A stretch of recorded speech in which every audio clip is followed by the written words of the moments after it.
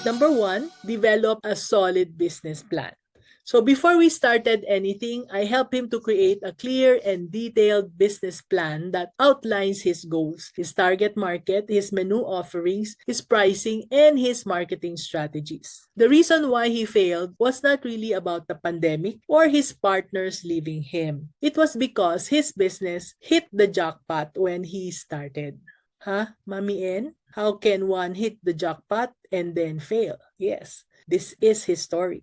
His store was the first one in their town that sold chicken wings, and business was so good that they just went with the flow. He and his partners were so busy running the store that they thought things would stay like that forever. They never took the time to create a plan for their business. They did not study their market. They did not check their prices, even when the prices of the ingredients already fluctuated. They had no clear goals for their business, and they never analyzed their menu. As for marketing strategies, they never bothered about it as they had more customers coming in than they could serve. So the pandemic hit, and then their business just really got hit pretty badly. But John, who was the fighter among the partners, decided to sell online. He said, I can sell my chicken wings online. The online sales has kept their business going even when their store was closed. So when the economy opened, they really rejoiced because they expected the happy days to be back again. But at that time, John's partners were no longer available to help. Things have changed after so many years. Some got married and decided to have regular jobs. Some went abroad. So either they closed down or John has to handle the business all by himself. So what he did was he bravely took on the challenge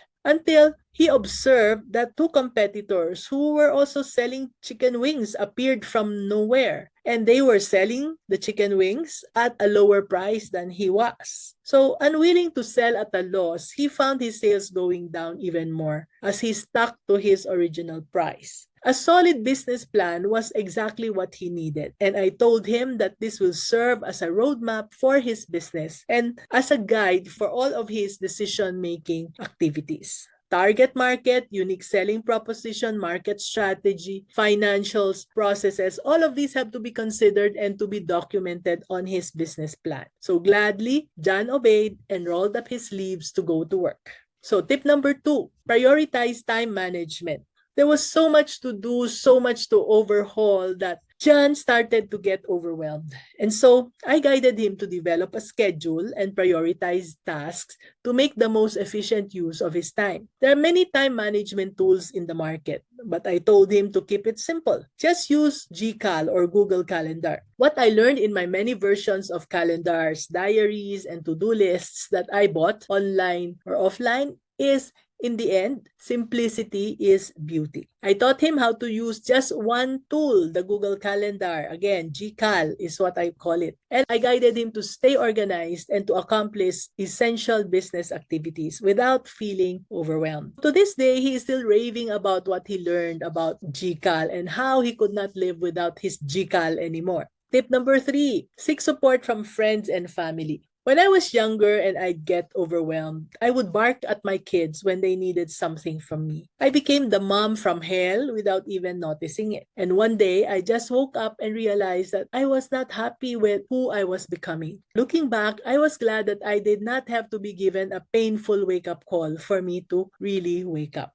Instead of barking at them, I reached out to my husband and my children for support and assistance. Yes, when they were younger, all they did to help was to be okay with me being busy. But now, I'm very happy that among my 5 kids, 4 of them are very much willing to help in the family business. It was this willingness that made it possible for me to turn over the businesses to them eventually. So, don't be afraid to seek the help of your loved ones. They might just be waiting for you to allow them to help you with the tasks, such as marketing, social media, or even lending a hand during busy periods. A family working together on a business is a very good opportunity for bonding as your kids are growing up. The memories you create together will last for years and years, even after you've already forgotten them. Tip number 4, embrace technology. I always tell people how lucky you are to have technology to help you in your business. In our time, just the calculator was already such a saving grace and a great help for us. So, since you now have them. Use them. Use the technology wisely. Use the user-friendly technology tools and apps to automate certain processes such as online reservations, ordering, inventory management, and financial tracking. This can save you lots of time and help you streamline your operations so that things will flow more smoothly in your store and in your production places.